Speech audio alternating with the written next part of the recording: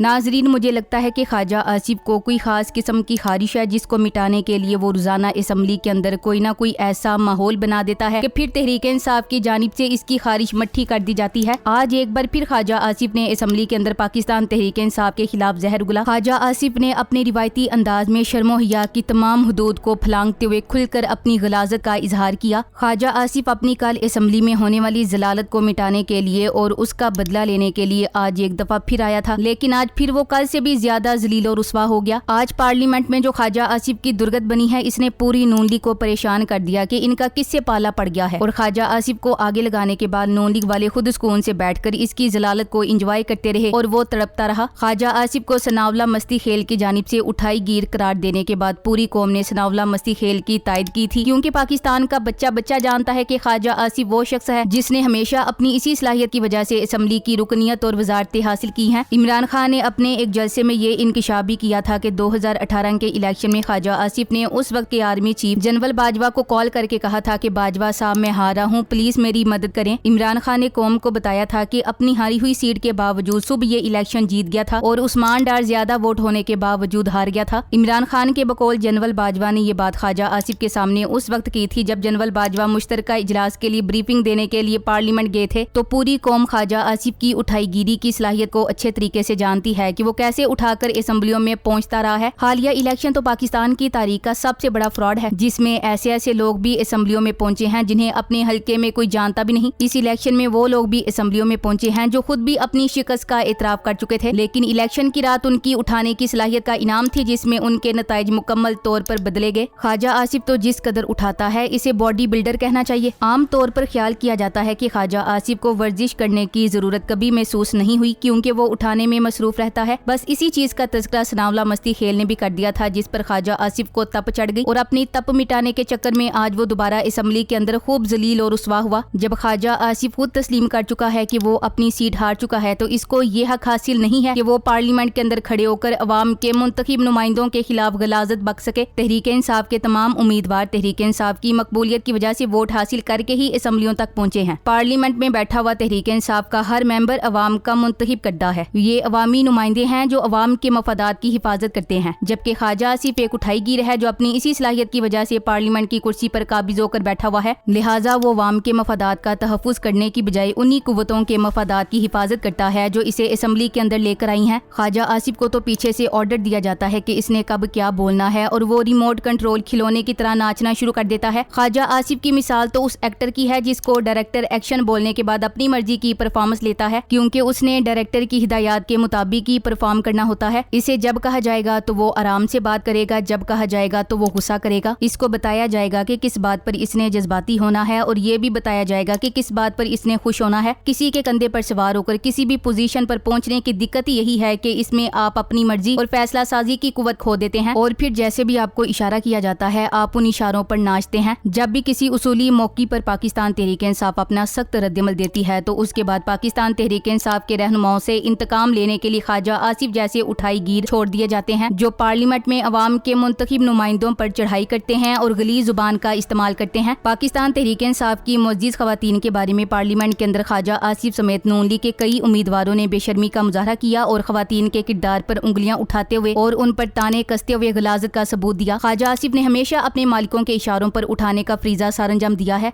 वो अपने मालिकों के आगे पीछे घूम कर दुम हिलाता रहता है और उनके बूट चाटता रहता है। ख्वाजा आसिफ पिछले कुछ दिनों से अपनी औकात से बाहर हो चुका था और अपने आप को पार्लियामेंट का नुमाइंदा समझकर पाकिस्तान तहरीक इंसाफ के खिलाफ गंदगी का मुजाहरा कर रहा था। ख्वाजा आसिफ की जानिब से पाकिस्तान तहरीक इंसाफ के रहनुमाओं के खिलाफ इंतहाई गलीज जुबान के इस्तेमाल के बावजूद स्पीकर कौमी असम्बली की जानिब से इसे रोका नहीं जाता, जिसके बाद हालात मजीद खराबी की जानिब गामजन हो जाते हैं। पाकिस्तान तहरीक इंसाफ के रहनुमा इस सूरत हाल में अदब के दायरे में रहते हुए अवाम की नुमाइंदगी का फरीजा सरअंजाम देते रहे हैं, लेकिन ख्वाजा आसिफ को वही जुबान चाहिए थी जिसका मुजाहरा बिल आखिर बकर की मशहूर शख्सियत ने किया। सनावला मस्ती खेल की जानिब से ख्वाजा आसिफ को बूट पॉलिश और उठाने वाला करार देकर इन्होंने वो हिसाब बराबर कर दिया जो ख्वाजा आसिफ पाकिस्तान तहरीक इंसाफ के खिलाफ मुसलसल बकवास की सूरत में कर रहा था। ख्वाजे को शायद ये गलतफहमी भी लाहक हो चुकी थी कि कोई भी इसकी जुबान में इसे जवाब नहीं देगा, लिहाजा वो हाथ से अखड़ता जा रहा था और मुसलसल पाकिस्तान की सबसे बड़ी पार्टी को निशाना बना रहा था। वाज़े नजर आ रहा था कि स्पीकर कौमी असम्बली भी ख्वाजा आसिफ को मुकम्मल छूट दिए हुए है और मुकम्मल प्लानिंग के साथ पाकिस्तान तहरीक इंसाफ को निशाना बनाया जा रहा है। कल ख्वाजा आसिफ की तकरीर के बाद पाकिस्तान तहरीक तहरीक इंसाफ के सनावला मस्ती खेल ने सिर्फ एक जुमले में हिसाब बराबर कर दिया, जिसके बाद पार्लियामेंट हंगामा अराई का शिकार हो गई और स्पीकर ने सनावला मस्ती खेल की रुकनीत भी मुअत्तल कर दी, जबकि ख्वाजा आसिफ की किसी बात पर भी कोई एक्शन नहीं लिया गया था। उम्मीद की जा रही थी कि ख्वाजा आसिफ कल की छतरोल के बाद अब थोड़ा नॉर्मल हो चुका होगा, लेकिन आज जैसे ही वो तकरीर करने के लिए खड़ा हुआ और नॉर्मल अंदाज में बातचीत शुरू की तो वजीर कानून आजम नजीर ताड़र को किसी का मैसेज आ गया। ये वही साहब हैं जो पाकिस्तान तहरीक इंसाफ के खिलाफ तमाम इंतकामी कार्रवाइयों का हिस्सा हैं। इन्हीं के हुक्म पर पाकिस्तान तहरीक इंसाफ की क़यादत पर मुख्तलिफ तरह के केसेस बनाए जाते हैं। यहाँ तक कहा जाता है कि वो तमाम प्लांटेड फैसले जो जजेस पर दबाव डालकर करवाने की कोशिश की जाती है उन्हें टाइप करके आजम नजीर ताड़र ही जजेस को भेजते हैं। अडयाला जेल में इमरान खान के खिलाफ होने वाले तमाम फैसलों को समाज से पहले ही लिखने का सेहरा भी इन्हीं के सर जाता है और इन्हीं को ये एजाज दिया जाता है कि वो समाअत मुकम्मल होने से पहले ही फैसले जारी करने की महारत रखते हैं। आजम नजीर ताड़र भी ख्वाजा आसिफ की तरह एक उठाई गिर है जो उठाकर इस मकाम तक पहुंचा है। इन दोनों की डोरें एक ही मकाम से हिल रही होती हैं। आजम नजीर ताड़र को ख्वाजा आसिफ के लिए पैगाम आया तो वो फौरन से खड़ा हुआ और ख्वाजा आसिफ का माइक बंद किए बगैर इसको वो पैगाम सुनाया। माइक ऑन होने की वजह से ख्वाजा आसिफ के लिए आया हुआ ये पैगाम पूरी कौम ने सुन लिया, जिसमें एक विफाकी वजीर दूसरे विफाकी वजीर को ओपोजिशन को सुन देने का मशवरा दे रहा होता है। आजम नजीर ताड़र ने ख्वाजा आसिफ को कहा कि पाईजान हेडफोन लाओ ते तुनो इनानू हेडफोन लाओ, अल्लाह दी कसम माइक न छड़िया जे। ख्वाजा आसिफ ये पैगाम सुनकर जी जी बिल्कुल मैं कर दूंगा जैसे अल्फाज इस्तेमाल कर रहा था। इसके बाद ख्वाजा आसिफ ने अपने मालिकों के हुक्म पर अमल दरामद करते हुए उठाने की तमाम हदों को अबूर किया और उनके हुक्म का पालन करते हुए पाकिस्तान तहरीक इंसाफ के खिलाफ चढ़ाई कर दी, लेकिन पाकिस्तान तहरीक इंसाफ की जानिब से ख्वाजा आसिफ को असेंबली में बेबस कर दिया गया। पाकिस्तान तहरीक इंसाफ के रहनुमाओं ने ख्वाजा आसिफ की तकरीर के दौरान खूब नारेबाजी की और इसे इतना जलील किया कि वो रोने पर आ गया। ख्वाजा आसिफ की तकरीर का जमकर मजाक उड़ाया गया, इसके जुमलों को तोड़ मड़ोड़ कर इसी पे उछाला गया। ख्वाजा बेचारा मुंह लटका कर तहरीक इंसाफ की जानिब से शोर थमने का इंतजार करता रहता और स्पीकर कौमी असेंबली ख्वाजे को बोलने का कहता रहता। ये सूरत हाल ख्वाजा आसिफ के लिए काफी परेशान का बाइस बन गई। कई असेंबली अरकान ने ख्वाजा आसिफ के वो मशहूर अल्फाज उचक लिए जो वो हर जुमले में 2 बार बोलता है। वो हर जुमले के बाद कहता है जो है, मैं जो है बात करना चाहता हूँ जो है। इस पे पाकिस्तान तहरीक इंसाफ के मुंतखब रहनुमाओं ने ख्वाजा आसिफ का खूब मजाक उड़ाया। ख्वाजे की तकरीर खत्म हुई तो उसका मुंह रोने वाला बना हुआ था। इसके बाद पाकिस्तान तहरीक इंसाफ के रहनुमाओं ने अपनी तकरीरों में इसको खूब उदेड़ना शुरू कर दिया, जिस पे वो बेबसी से मेंढक जैसा मुंह बनाकर देखता रह गया। Thanks for watching. Allah Hafiz.